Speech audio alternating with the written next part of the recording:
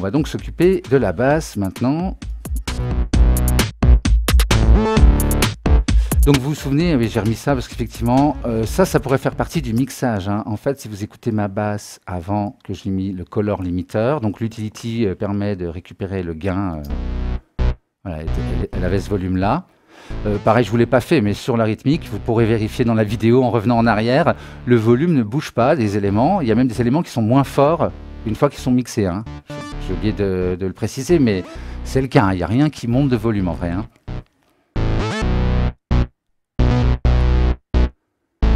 Voilà, donc on avait rajouté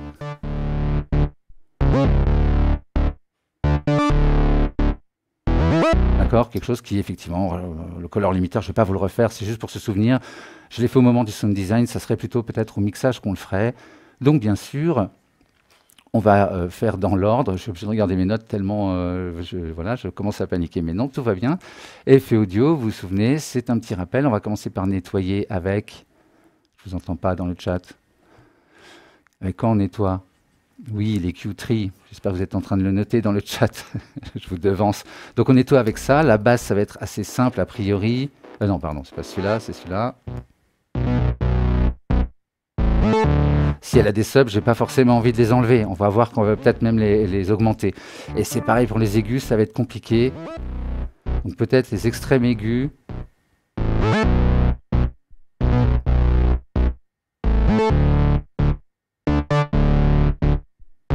Peut-être je pourrais enlever tout ce qui est au-dessus de 18 kg, ça ne modifie pas le son. Je fais ça un peu vite pour ne pas trop perdre de temps. C'est quelque chose qu'on a déjà vu, hein. Donc allez voir les épisodes précédents. Vous vous souvenez, on rajoute le compresseur. On le met dans ce mode-là. Pour la basse, c'est un peu particulier, ça dépend de ce qu'on veut. Je pourrais la rendre plus agressive.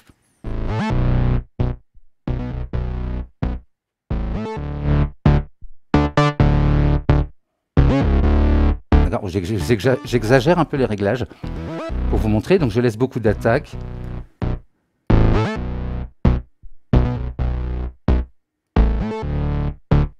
Vous voyez que les sons qui durent sont complètement écrasés, alors que les attaques, elles, ont le droit de passer. Ça fait des attaques, quand le son est bref, ça fait vraiment... Si votre basse... non, on va la compresser normalement. Donc je vais laisser un peu d'attaque. Je vais utiliser cette j'aurais pu mettre en niveau pic d'ailleurs, hein, pour faire ça. Ne va pas trop vite. Voilà.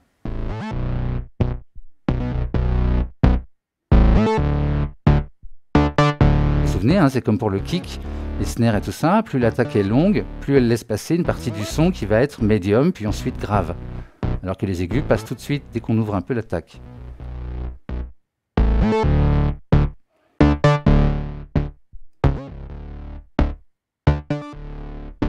Vous voyez, donc on pourrait rendre comme ça une basse beaucoup plus rythmique si on trouve que c'est censé faire poum poum poum poum poum poum poum. Enfin, je vais pas vous chanter une basse, mais vous voyez l'idée, on peut la rendre comme ça encore plus, comment dire, agressive, plus. Ça y est, j'oublie les mots, mais avec cette méthode. Sinon, on peut la mettre en niveau RMS pour remonter, si vous voulez, le niveau moyen. D'accord? Et après, on va la colorer. Mais en fait, là, je ne vais pas utiliser cette méthode. D'ailleurs, le ratio serait plutôt 2. Hein, vous vous souvenez, je ne vous redis pas tout, tout est dans la théorie. Donc si, d'accord, je ne redonne pas toutes les infos, je vais vous donner les infos que je n'ai jamais données. C'est les plus importantes. En fait, je ne vais pas faire comme ça. En fait, je vais utiliser ce que j'ai appelé, moi, le split fréquence. C'est quelque chose pour les gens qui me suivent, que vous connaissez sans doute, peut-être, ceux qui me suivent. Donc effectivement, on va utiliser les fonctions de l'EQ tree pour dire d'un côté, donc je vous le fais de façon grossière, d'un côté, j'aurai que les graves. De l'autre côté, je vais laisser passer les médiums. Et de l'autre côté, je laisse passer les aigus. Et comme ça, je vais pouvoir traiter. Mais ce qui est bien avec les Q-Tree, c'est qu'effectivement, on va pouvoir choisir quelle fréquence correspond au low et surtout les médiums.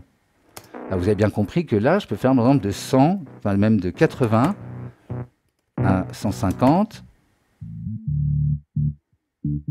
Voilà, récupérer les graves jusqu'à 200. Allez. Qu'est-ce que je... Oui, non, plutôt jusqu'à 500. Voilà, ouais. D'accord? Donc effectivement, c'est a priori les médiums quand on l'utilise par défaut, mais on peut, cette fréquence-là, choisir ce que c'est, puisqu'en fait, c'est l'écart qu'il y a, c'est entre 80 et 500 avec ce réglage. Donc les médiums, ce sera ce qu'il y a entre 80 et 500. Les lows, ce sera ce qu'il y a en dessous de 80. Et les highs, ce qu'il y a au-dessus de 500. On coupe en 3. D'accord? Donc ça, c'est un réglage de base. Mais en vrai, donc je voulais juste le supprimer, en reprendre un. En vrai, regardez, je vais le grouper et afficher les chaînes ici. D'accord? Et à partir de là, je vais pouvoir créer autant de chaînes que je veux. Donc effectivement, je pourrais commencer tout simplement en faisant ça. Je prends tout ce qui est en dessous de allez, 100 Hz. Voilà, on va avoir les subs. D'accord? Donc je pourrais renommer cette tranche sub. Je la duplique.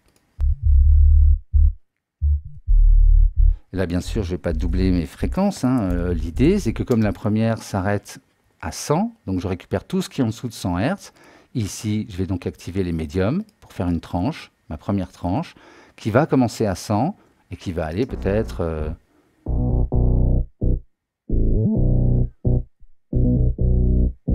allez, 600.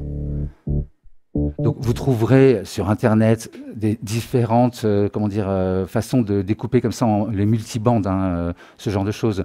Donc effectivement, on va pouvoir traiter séparément pour un résultat précis. J'ai oublié de dire des choses. Hein.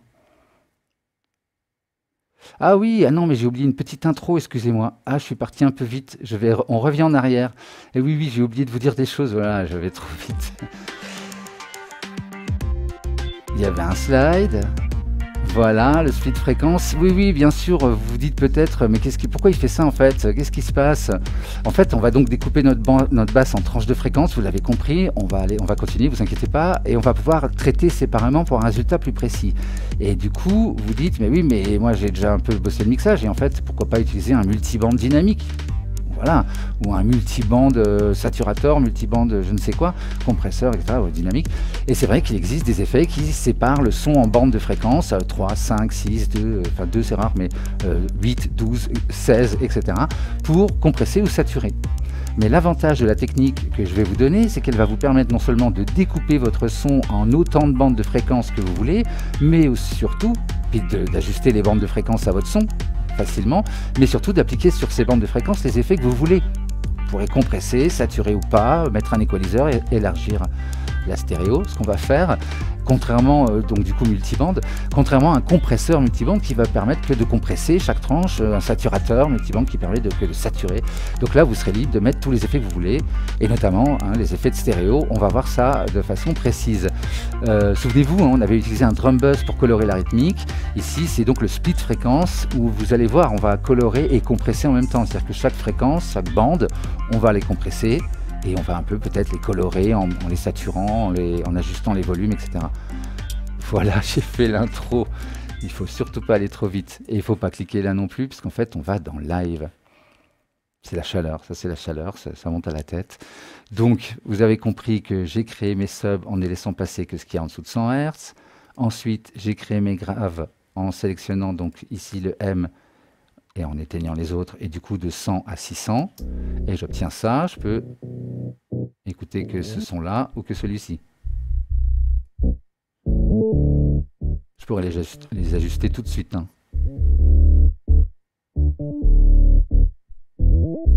Bon, moi, je sens que ça vibre, il doit y avoir un peu de sub, parce que je sens que ça vibre dans le casque. Alors, je ne vais pas le faire comme ça, on va le faire pour de vrai. Je duplique les graves. Je ne vais pas découper en 15 tranches, vous inquiétez pas.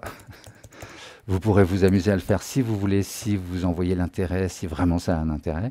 Donc là, on est d'accord que mes graves s'arrêtaient à 600. Donc je vais remettre 600 ici. D'accord? Il ne faut pas faire de trous. Il ne faut pas chevaucher non plus, avoir 2 fois les mêmes fréquences. Ça va trop modifier votre son sans avoir de précision, de réglage possible. Donc je commence à 600. Je pourrais la mettre en solo.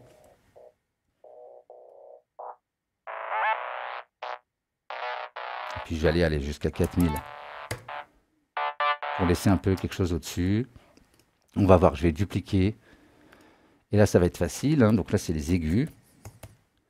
CTRL R ou renommer. Hein, je ne vous le refais pas, je pense que j'en ai déjà parlé. Bon, ah si, mon raccourci marche encore.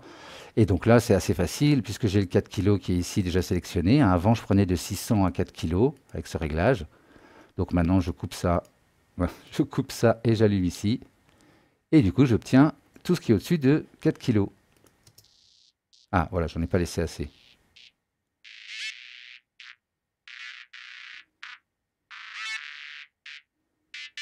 Oui, allez, on va laisser 2000. Et donc en dessous, je suis obligé de corriger, hein.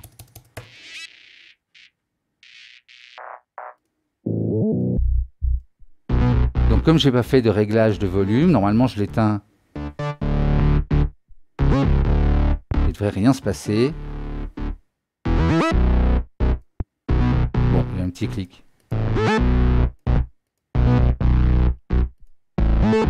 D'accord? Ça ne devrait pas modifier le son normalement, puisqu'on a bien fait ça, de 100 à 2,5 kg. Ah non, en dessous de 100, de 100 à 2,5 kg, oui c'est ça. Ah, c'est peut-être là, à 600, oui. De 600, qu'est-ce que je raconte? De 100 à 600, de 600 à 2 kg. Pourquoi je dis 2 kg? Ah bah non, celui-là on s'en fout, c'était en dessous de 100. Oh là là, faut pas s'embrouiller. Ah, tout va bien, ça va. N'hésitez pas dans le chat à réagir s'il y a un problème, hein. Donc là, je vais pouvoir traiter chaque bande.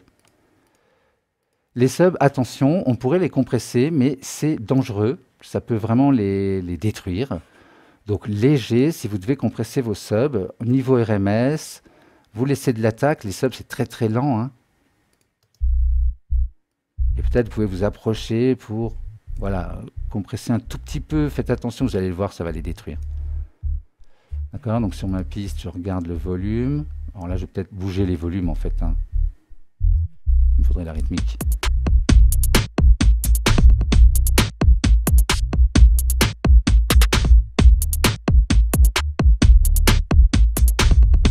On va vers 3 dB, ça a l'air pas mal.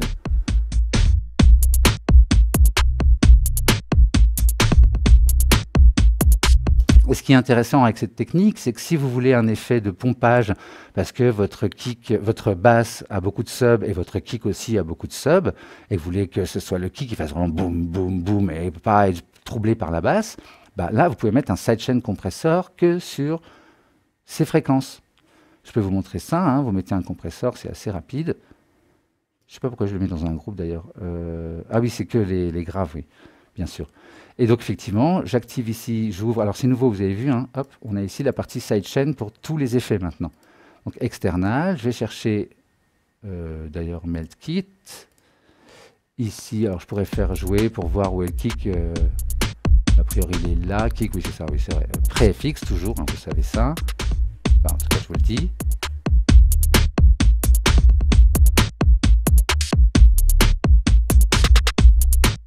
D'accord, je pourrais mettre une attaque à 0, un release assez rapide, voire en auto.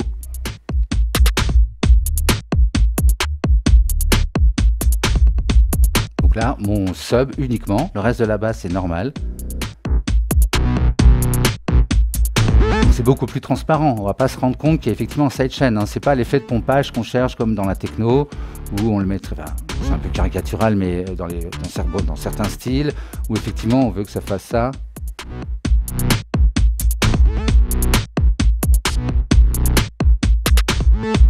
Au niveau pic, c'est encore plus efficace.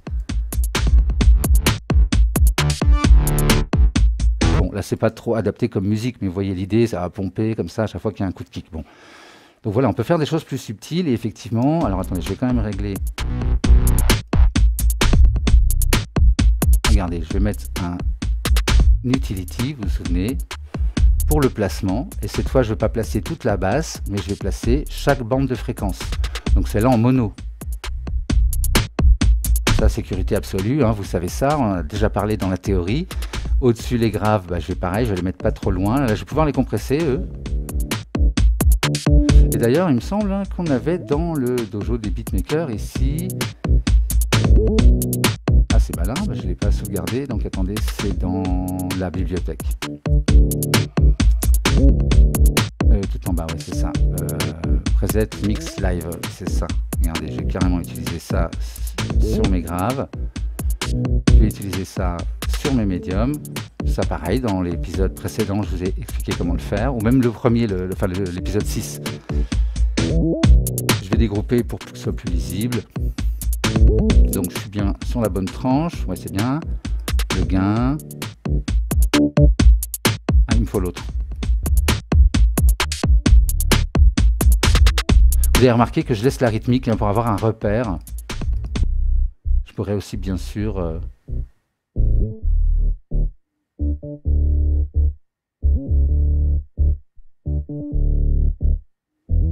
Ouais, quelque chose comme ça, allez, -6. Je suis pas obligé de mettre des chiffres ronds après tout, on peut le faire à la souris, c'est moi je suis un peu psychopathe. Et donc je nettoyer, bah non, voilà, on peut compresser un peu. Vous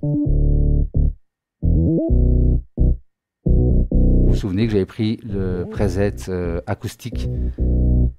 Je vous disais qu'on peut l'utiliser tel quel, c'est vraiment le cas. Ça, pas forcément, je pourrais creuser, hein. Vous savez qu'ici on choisit la fréquence, mais ou les gonfler, bon, pas forcément. Je pourrais mettre en avant celles qui sont plus graves. En même temps, je risque d'empiéter sur l'autre, donc c'est un peu...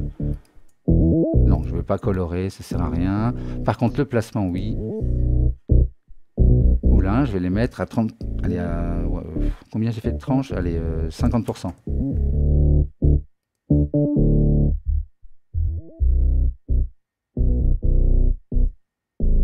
Mon compresseur va leur assurer un volume constant, assez grave.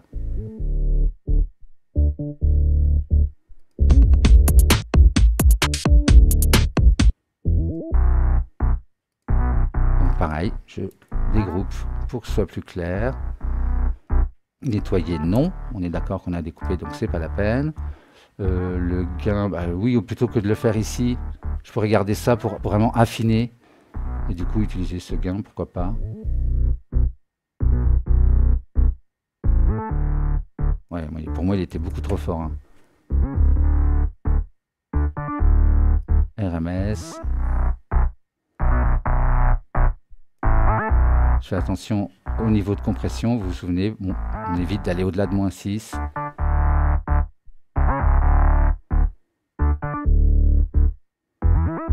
Bon, normalement c'est volume constant, là on va pas s'amuser avec ça, on le fait à l'oreille, on écoute le morceau de référence, hein, je vous le redis pas, mais c'est important.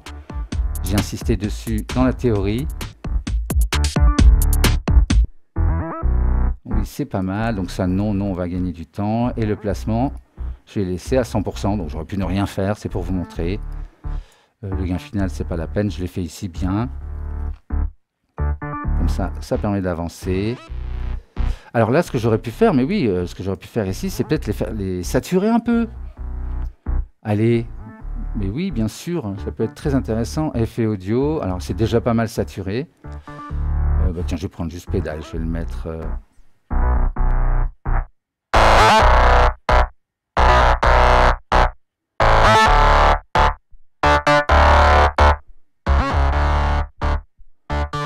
Bon, c'est presque du sound design, hein. Mais ça peut aider si vous avez votre basque. Alors je pourrais en mettre moins, évidemment.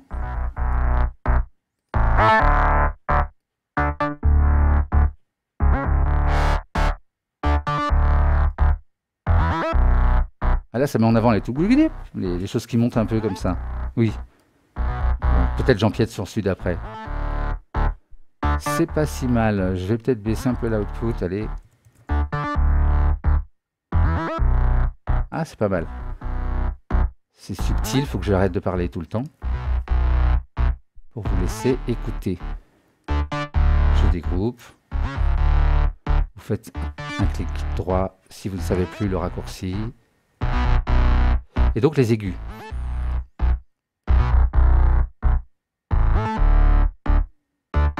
Vous voyez comme en fait ça va un peu compacter le son parce que vos fréquences avant, bah oui forcément les médiums sont plus audibles, on en a déjà parlé, hein. Donc s'il y a un peu de médium dans votre basse et puis des aigus, ils risquent d'être vite audibles. Donc du coup là on va pouvoir tout mettre un peu dans la même plage de volume.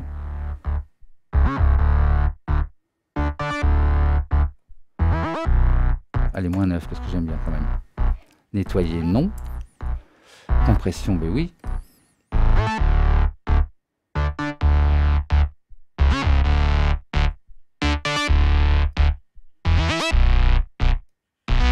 Je pourrais les rendre plus agressifs.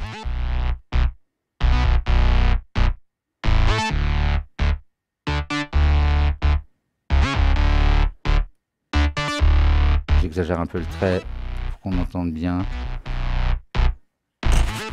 Oh, attention, il fait très chaud.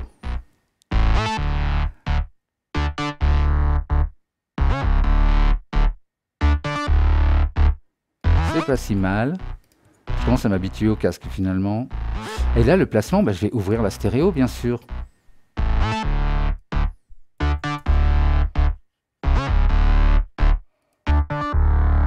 Alors, normalement, ça devrait vraiment faire un effet, hein. Tout d'un coup, quand je rajoute les aigus dans votre casque ou dans vos enceintes, ça devrait s'ouvrir comme ça. Vous êtes là-bas, j'oublie tout le temps. Attendez, je vais le refaire. Je vais monter le volume en sortie de tout. Je vais mettre un utility juste pour qu'on entende bien ça, parce qu'effectivement, on est un peu loin du volume maximum sur OBS. Je regarde un peu où est-ce qu'on est. Ouais. Forcément, là, on devrait être pas loin. Ouais, voilà. Pour que vous entendiez bien. Et je vais allumer au fur et à mesure. Écoutez bien la stéréo. Là, ça s'écarte un peu. Là, ça s'écarte encore. Et là, ça s'écarte encore. Alors, si j'exagère un petit peu le réglage des aigus.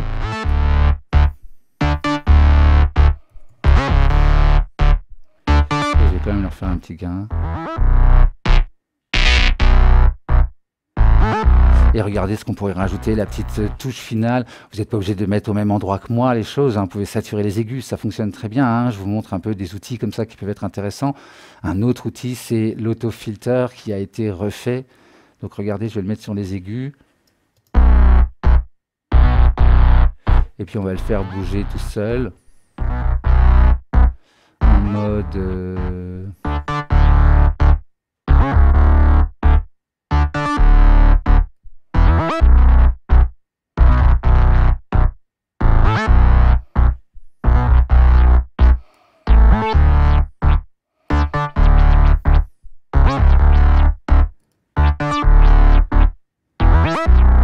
les nouveaux modes, hein.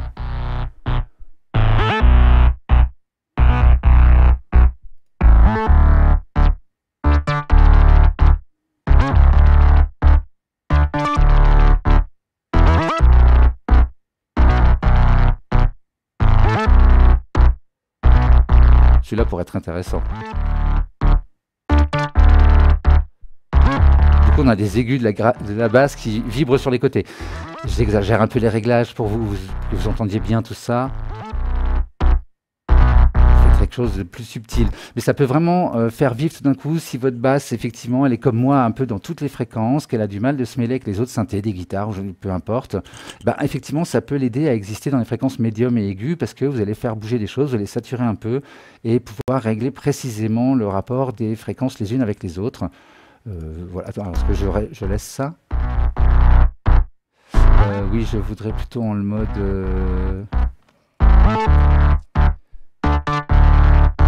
On va prendre celui-là, il pourrait être sympa.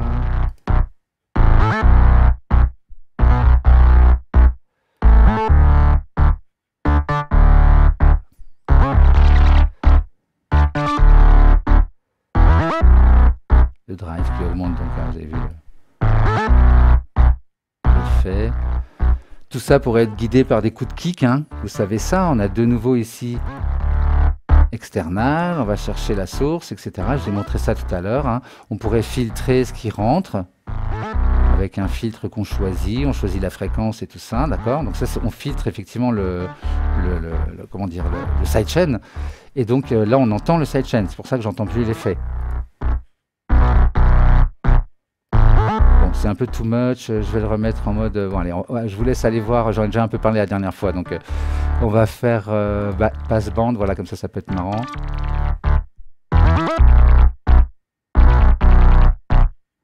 C'est un peu rapide, allez.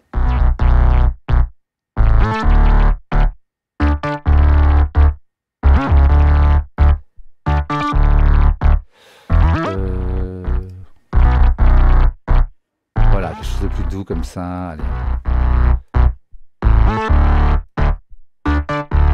Et donc, si vous faites ça, ce qui est important, je ne vais pas rester trop longtemps, donc j'ai mon Audio Effect Track qui, lui, gère toutes mes fréquences, hein, grave, sub, médium. Je peux ajuster avec ces réglages ici, c'est pour ça que je ne les ai pas utilisés jusque maintenant, comme ça je vais pouvoir mettre un dB de moins, un dB de plus, bien doser ça.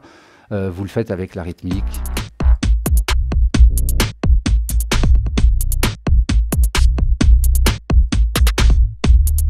Allez, on va en mettre beaucoup.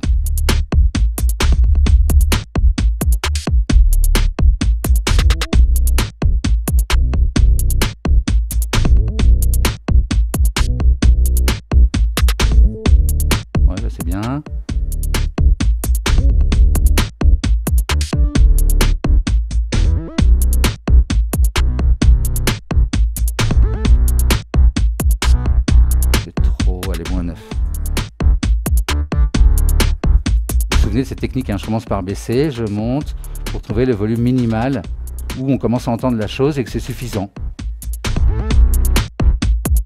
Ouais, non, je suis pas sûr de mon mouvement là. Je vous laisse tester, faire vos tests, mettre ça. Ouais, ma basse est déjà...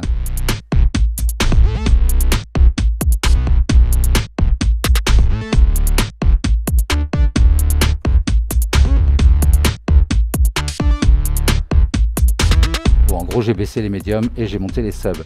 Donc après, bien sûr, vous allez la compresser normalement. Vous allez tout faire normal. Si vous voulez rajouter, donc toujours pareil, mode RMS, un ratio à 2. Tiens, il me semblait que... Ah bah oui, non, je prends le... J'ai pas pris le preset, c'est pour ça. Je laisse un peu d'attaque quand même, parce qu'elle est un peu percussive quand même, cette basse.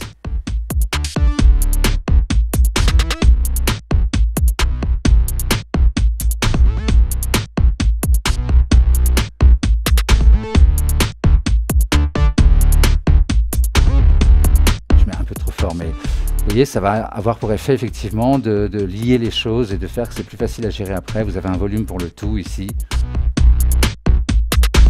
Je crois que ça va un peu trop fort. Oui. Ça y est, j'ai perdu toute mesure.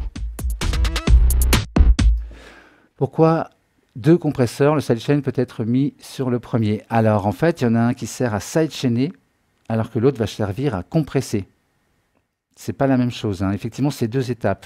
Et il vaut mieux, très bonne question, c'est Christophe qui demande pourquoi deux compresseurs, c'est vrai que je ne fais pas d'intro, je vais dans le chat comme ça, pourquoi deux compresseurs, le sidechain peut être mis sur le premier, point d'interrogation. Et ah, tu l'as retiré, ok, il me dit. Mais effectivement, attention à ça, hein, je ne l'ai pas précisé, le sidechain, on peut le mettre avant. Comme ça, il ne bouge plus et on compresse après ce qui a été sidechainé. Si on veut plus d'effets, quand c'est dans le sound design, par exemple, là j'en ai un moi qui est avant, il sidechain un peu la basse ou je ne sais plus, à un moment dans le morceau. Là c'est vraiment, voilà, j'ai mis avant. Par contre, si c'est l'effet de pompage de sons qui interagissent avec les autres, dans ce cas-là, le sidechain on le met à la toute fin. Ok, important ça, effectivement. Très bien, où on était donc compresseur. Là, je pourrais de nouveau remettre un EQ si je me dis, mais non, en fait, les réglages que j'ai fait, je vais un peu... on pourrait prendre l'EQ 8. Je vais y arriver. L'ordre alphabétique, c'est toujours un peu compliqué. C'est comme la gauche et la droite pour certains. Moi, c'est l'ordre alphabétique. J'ai un moment d'embrouille à chaque fois. Donc là, ça compresse pas trop. Ça va. Le volume... a l'air dans la norme, c'est un peu fort quand même, hein. Alors on va laisser à 0. Ouais, à mon avis c'est plus ça. Alors, on se souvient que c'est la rythmique qui a le droit d'aller à -6, donc là elle est pas trop loin, ça va, il y a peut-être des tout petits pics plus haut. Elle, ça dépend des basses, mais a priori elle est quand même un peu en dessous. Je pourrais bien sûr hein, faire... pour gérer tout d'un coup.